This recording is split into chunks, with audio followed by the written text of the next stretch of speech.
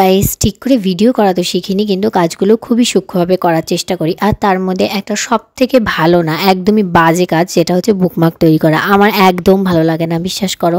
কিন্তু আমার নতুন নতুন বই যেহেতু এখন পড়তে হবে, কারণ নতুন সেমিস্টার শুরু হয়েছে, সেই জন্য আমাকে বুকমার্কগুলো দায়ে পড়ে বানাতে হচ্ছে। আর বানাতে যখন হচ্ছে, চলো ভিডিও করে নিই। দেখো, এখানে 5টা একদম আলাদা আলাদা বুকমার্ক আমি দেখিয়েছি। আর তার মধ্যে এই বুকমার্কটা ভীষণ কিউট না? আমি প্রিন্টারেস্টে খুঁজতে খুঁজতে দেখলাম কি, ও বাবা, এরকমও আবার বুকমার্ক হয় নাকি? তো আমি বানিয়ে ফেললাম।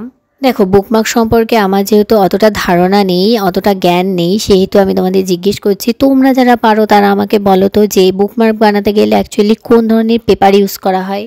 এটাও জানিও যে কেউ আমার ভিডিও দেখে একজনও কোনো একটা বুকমার্কও ট্রাই করলে কিনা। তোমরা তোমাদের পছন্দ মতো বুকমার্ক আমাকে পাঠাতে পারো, আমি সেইটা দেখে দেখে ট্রাই করতে পারি। তো যাই হোক, আমি এই দেখো 3 নম্বর বুকমার্ক নিয়েও চলে এসেছি। আর এইটা সব থেকে মনে হয় একটু ভালো হয়েছে আমার চোখে, যেটা লাগছে। তোমাদের চোখে কোনটা বেটার, কোনটা বেস্ট, কোনটা গুড, কোনটা ব্যাড, সেটা কিন্তু আমাকে অবশ্যই জানিও। আর আমি এগুলো সব কটাতেই ব্রাশ পেন ইউজ করেছি, কারণ ব্রাশ পেন ইউজ করতে আমার খুবই কমফর্ট লাগে।